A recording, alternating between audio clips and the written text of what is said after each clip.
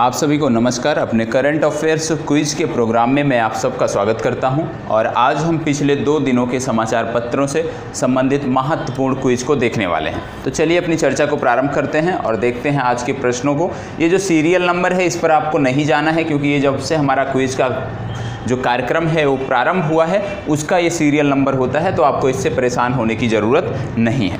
तो चलिए देखते हैं आज के प्रश्नों की कि आज का हमारा जो पहला प्रश्न है किस प्रकार से हम इसको हल कर सकते हैं और किन चीज़ों को हमें इसमें ध्यान देना होता है।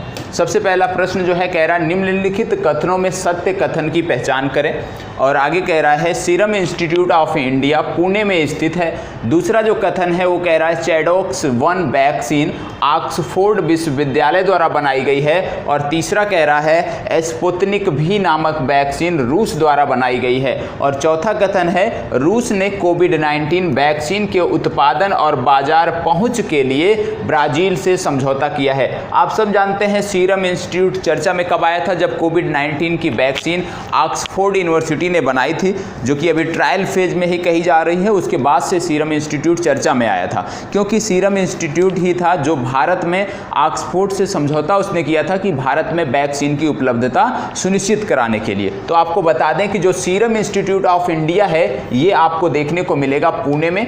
ये कथन आपका सत्य हो जाता है। दूसरे कथन की यदि हम बात करें तो चैडोक्स 1 ये जो वैक्सीन है इसी को लेकर बात की जा रही थी कि सीरम इंस्टीट्यूट जो है भारत में इसकी उपलब्धता को सुनिश्चित कराएगा। तो जो चैडोक्स 1 वैक्सीन है ये ऑक्सफोर्ड विश्वविद्यालय द्वारा ही बनाई गई है। तीसरी वैक्सीन इसमें लिखा है स्पुतनिक भी। ये आप जानते हैं रूस ने एक वैक्सीन का सफलतापूर्वक परीक्षण किया था और इन्होंने इसको लॉन्च भी कर दिया है, तो उसका नाम था स्पुतनिक भी। ये भी आपको पता होना चाहिए। चौथी यदि हम बात करें तो रूस ने कोविड-19 वैक्सीन के उत्पादन और बाजार पहुंच के लिए ब्राजील से समझौता किया है। ये भी कथन सत्य है, क्योंकि जो इन्होंने वैक्सीन बनाई है स्पुतनिक भी, इसके लिए किस प्रकार से उसकी बाजार उपलब्धता सुनिश्चित की जाए, किस तरह से वैश्विक स्तर पर बाजार में इसकी पहुंच उपलब्ध कराई जाए, पहुंच बनाई जा सके, उसके लिए रूस ने ब्राजील से समझौता किया है। तो ये भी कथन आपका सत्य हो जाता है। इस अनुसार यदि हम देखें तो इस प्रश्न का आपका सही उत्तर है डी विकल्प,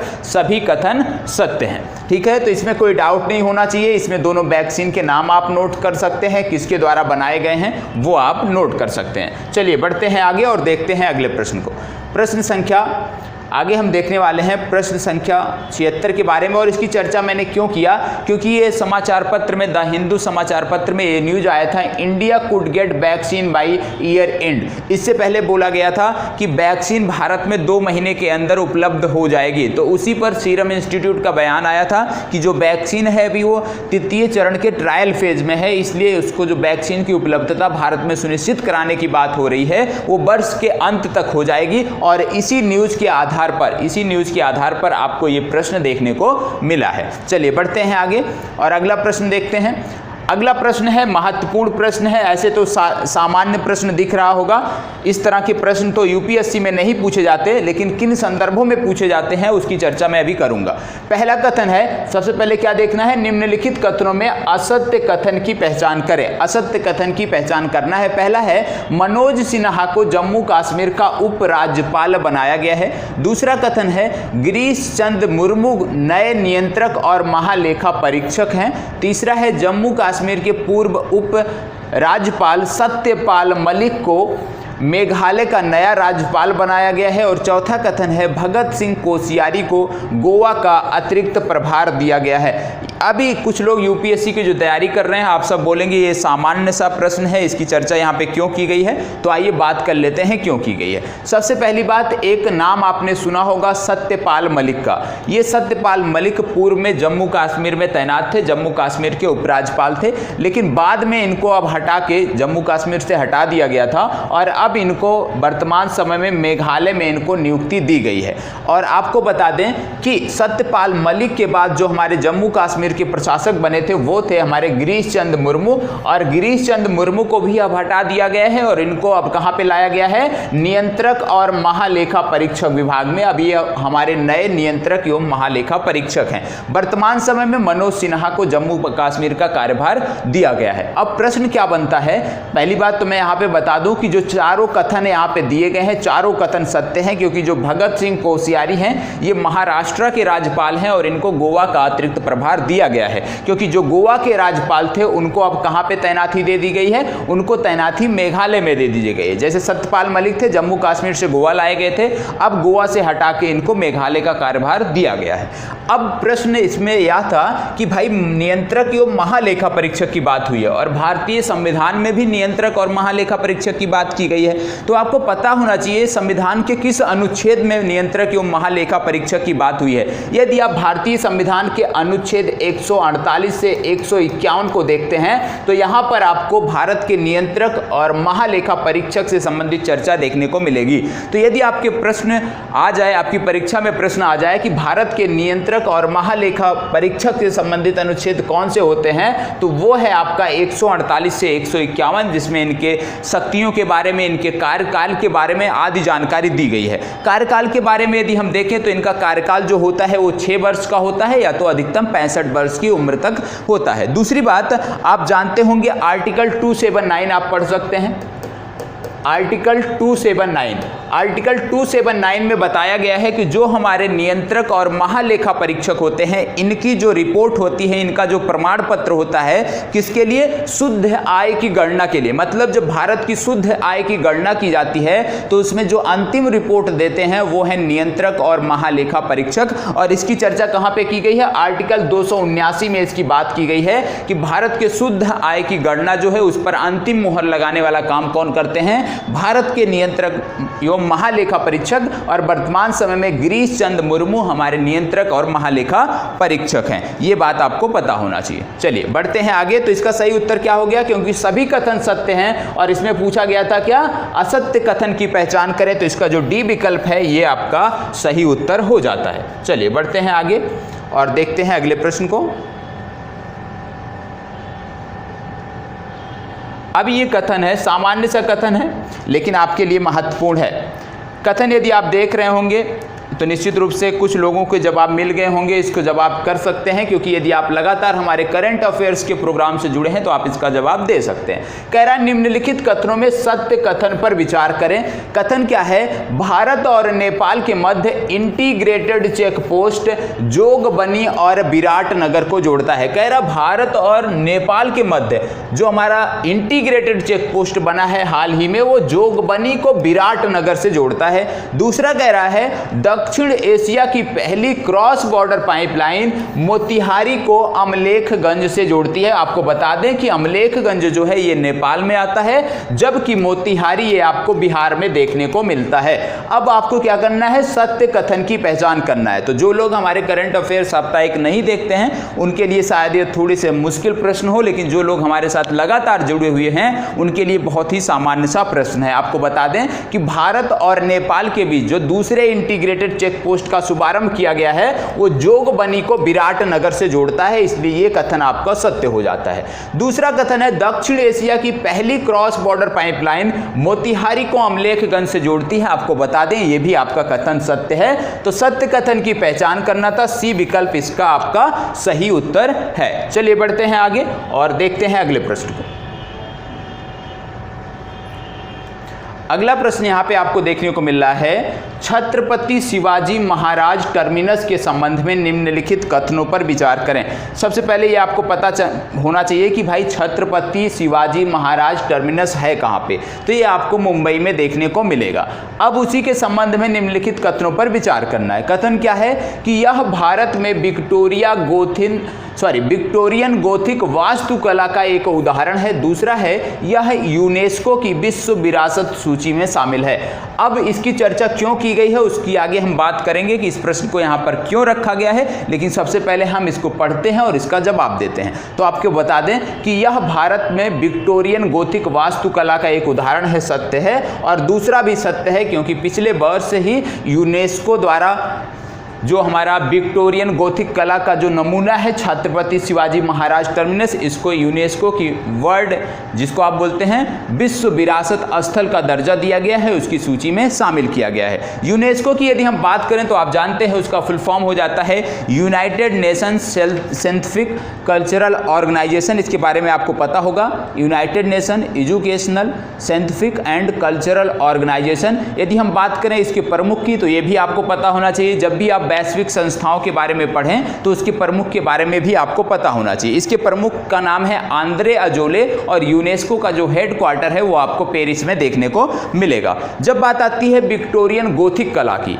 आपको बता दें कि यहाँ पे ये दोनों कथन आपके सत्य हैं, तो सी विकल्प इसका सही उत्तर है। अब बात आती है विक्टोरियन गोथिक कला की।